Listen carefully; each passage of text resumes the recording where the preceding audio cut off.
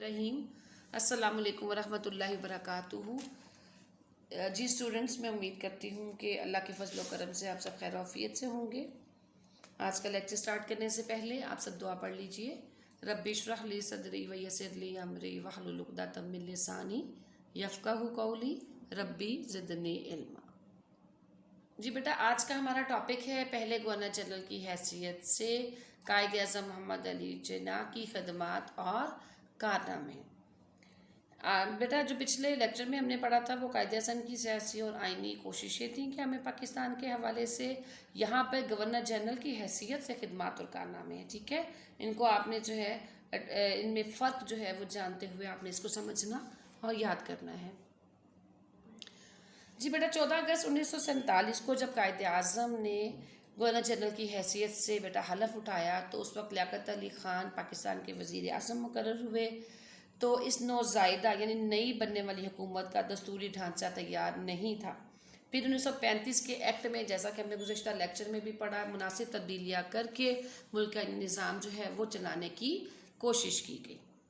कायद-ए-आज़म मोहम्मद अली जिन्ना बेटा 13 माह governor general की हैसियत से ज़िंदा रहे।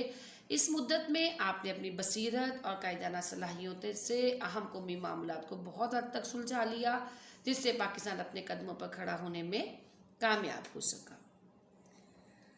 पॉइंट नंबर 2 है, कायद-ए-आज़म मोहम्मद अली जिन्ना की कद आवर शख्सियत ने आज़ादी के बाद पैदा होने वाली मुश्किलात को आसान तरीके से सुलझाया। हिंदुओं ने पाकिस्तान के लिए हर तरह से मुश्किलात पैदा करने की कोशिश की, जिनमें असासाजात की गैर मुसावी तकसीम, महाजरीन की आबादकारी का मसला और उनके साथ नारवा सलूक, इसके अलावा इंतज़ामी रिकॉर्ड की बर वक्त जो है नकलो हमल शामिल थी। जी बेटा, अगला पॉइंट है कि कायद-ए-आज़म ने बेटा उस वक्त में जब इतनी मुश्किलात थी तो क्या किया, कायद-ए-आज़म ने हालात की नज़ाकत को समझते हुए फौरी तौर पर पाकिस्तान का दारुल हुकूमत कराची को बना दिया। उसके बाद आपने एक पाकिस्तान का एक सेक्रेटेरिएट बनाया और सरकारी मुलाजिमीन को मुकम्मल दयानतदारी और ईमानदारी से काम करने की तलकीन की।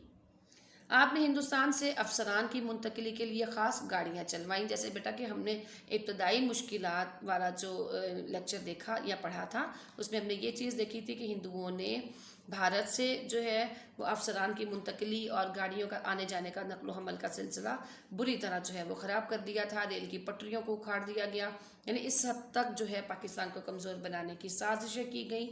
मगर कायद-ए-आज़म ने अपनी फ़हम व फरासत से बहुत से मसाइल का हल तलाश कर लिया। कायद-ए-आज़म ने हवाई कंपनी भी बनाई और उसके ज़िम्मे ये था कि सरकारी मुलाजमीन जो थे उनको भारत से पाकिस्तान में लेकर आया जाए। इंतज़ामी ढांचा जो है उसको बेहतर करने के लिए कायद-ए-आज़म ने चौधरी मोहम्मद अली को जो है इसकी जो है सरकर्दगी वो दे दी और उनकी सरकर्दगी में उन्होंने एक कमेटी भी बना दी। आपने सिविल सर्विसेज का इजरा किया और सिविल सर्विस अकेडमी भी बना दी। कायद-ए-आज़म ने अकाउंट्स और फॉरेन सर्विस का आगाज़ किया। बहरी और बरी अफवाज को बेहतर हालात में लाने के लिए हेड क्वार्टर्स भी बना दिए गए। असला फैक्ट्री का क़याम भी आपके दौर में शुरू हो गया था। बेटा आप देख रहे होंगे कि जो इंतज़ामी मुश्किलात उस वक्त में हमें फेस करना पड़ी, कायद-ए-आज़म ने जब गवर्नर जनरल की हैसियत से हलफ उठाया तो आपने इन तमाम मुश्किलात का हल जो है वो तलाश करके, ठीक है, मुल्क का इंतज़ाम व इंसराम चलाने के लिए कोई ना कोई हल जो है वो तलाश कर लिया। कायद-ए-आज़म ने बेटा दूसरे मसाइल के साथ साथ खारजा पॉलिसी की तरफ बहुत तवज्जो दी। हमसाया ममालिक और दीगर बड़े ममालिक के साथ अच्छे ताल्लुकात इस्तवार किए, जो कि हमारी खारजा पॉलिसी के बुनियादी मकासद में अभी भी शामिल है। कायद-ए-आज़म की मुदब्बराना शख्सियत की बदौलत पाकिस्तान अक़वाम मुत्तहिदा का रुकन भी बन गया। क्या में पाकिस्तान के वक्त बेटा बेशुमार मसाइल थे, वहाँ पर तालीम के मैदान में भी कामयाबी हासिल करना ज़रूरी था। कायद-ए-आज़म ने इस मसले की तरफ तवज्जो दी। आपने 1947 में पहली तालीमी कॉन्फ्रेंस मुनक़्क़िद की।